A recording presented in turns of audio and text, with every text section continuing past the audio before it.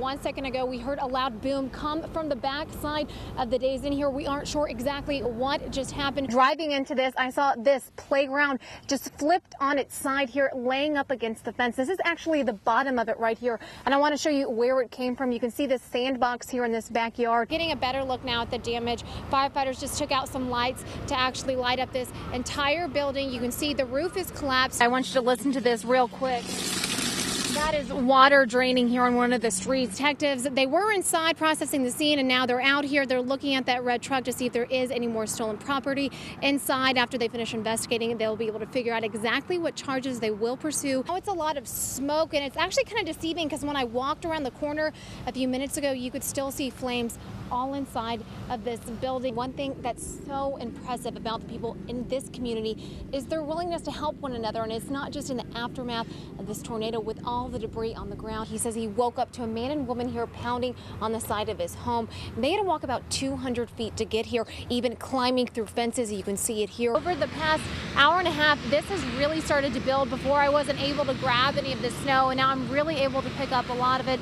We're on pieces of concrete, crime scene tape, and the biggest sign something happened here. The ATM is missing out of the drive-through line.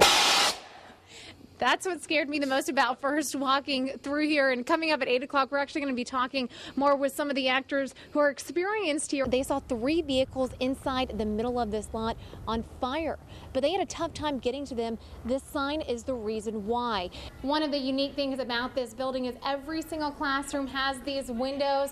So if I wave to them, they can wave right back to me. By getting these Clorox disinfecting wipes, just keep this bottle in your car and use one to wipe down your steering wheel. It's going to be used to test it out. What you do is you put it up close to the door, and you can see the flame here. It's going upright. 4 of the guys who were injured work here at Station 7. They were asleep inside when they got the call, so they came running out here, put on their bunker gear, and hopped inside, heading to the fire, never thinking they wouldn't come back here. In their 7 years of marriage, Tanya Bell rarely thought about her firefighter husband getting hurt. Running into burning buildings was just part of the job. But on September 5th, that changed with a phone call. When I initially got the phone call that he had been injured, I didn't know what to expect. I just knew that he was on a fire, had gotten injured, and they were going to the emergency room with him. And obviously, I thought the worst. And it did cross my mind that something could have happened to him. Matt Bell was one of 8 firefighters burned. At the hospital, Tanya wasn't alone. I started thinking, like, how am I explaining this to my kids if something drastic happened? The realities of those injuries only now being shared with the public. Matt has 3rd-degree burns on his right hand and 2nd-degree burns to his ear. Mary's husband, Rashim, has burns to his ear, leg, and hand. They told me I had diagnosed me with 3rd-degree burns to my right hand and told me that I would have to have a skin graft, and I didn't really know what to expect. But I know what it's about now, and it's not a fun process. For Matt, it still could be months of rehab until he can go back to work. But the hard times made easier for all the families by having the support of fellow firefighters who were at the hospital 24/7. That means so much to the families that were there, because if they wanted to leave, to go take a shower, they didn't have to worry about it because somebody was always there for them. But just seeing all the guys, it's still surreal how bad they were burned. It's created a bond between the 8 men that can never be broken and formed new friendships between their families, giving them all a new perspective on life. We take day to day for granted, and after this, it's like, I'll never take my husband for granted again. It's like I'm gonna cherish every moment that I have with him. Even though 4 of these guys are missing at the station right now, a few of them will be back as early as next week, but for others, it'll be a long road to recovery.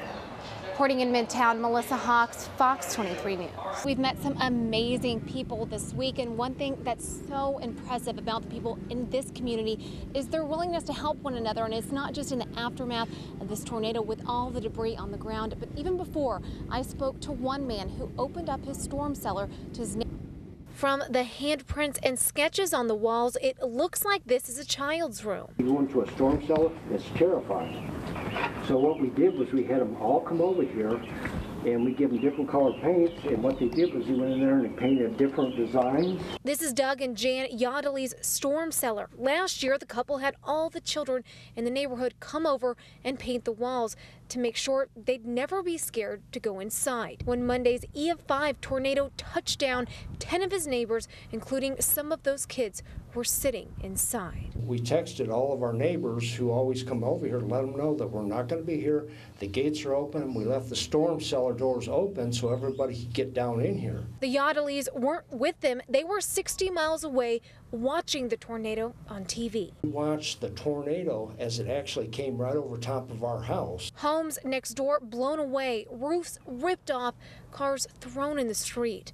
But his neighbors walked up these stairs and opened up the cellar doors untouched. The damage to the house and all that, we're not even worried about that. It's making sure that our neighbors, our family is safe, and that was what was important. Reinforcing this quote written on the storm cellar's wall. Not only are we neighbors, we're family. And these neighbors continue to help each other this morning. They're very dedicated to make sure they're all moving forward together in this process as they rebuild. Reporting live and more, Melissa Hawks, Fox 23 News. On one of the worst days in Rusty McKellar's life, hugging Governor Mary Fallin brought a smile to his face. Never hugged You never had a house burned down either. She toured Creek County, seeing the wildfire's destruction firsthand. Miles and miles of burned up land and leveled homes. To the families that have lost their homes, we're deeply saddened and sorry, but we'll move on. We sure appreciate you. And giving a big thank you to firefighters. I know they've been under tremendous stress. They have worked days without having any sleep to the point that they were just worn out. More than 30 fire departments from across the state have come to Manford to help. Tyler Hott says this wildfire is unlike anything he's ever seen, and for now, there's no stopping it. We'll set up in front of the house and just kind of, with our grass rig exam pumpers, just push the fire away and just let it burn past the house, and then we just move on. This morning we watched one, burn to the ground because we didn't have the resources, the water supply.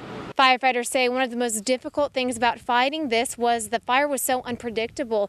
This house here is still intact and standing, but if you take a walk with me over here just about 15 feet away, this grass is all charred, and this used to be a 3-bedroom house. It's all leveled. Neighbors say it only took 20 minutes for it to go down.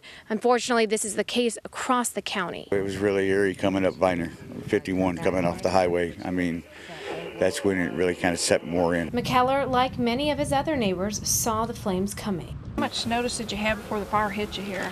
Well, we was kind of threatened the night before, and as it was still probably back a couple miles, 30 miles, and we had packed up then what we thought was necessity. His family isn't left with much, but he's still thankful his wife and son are alive.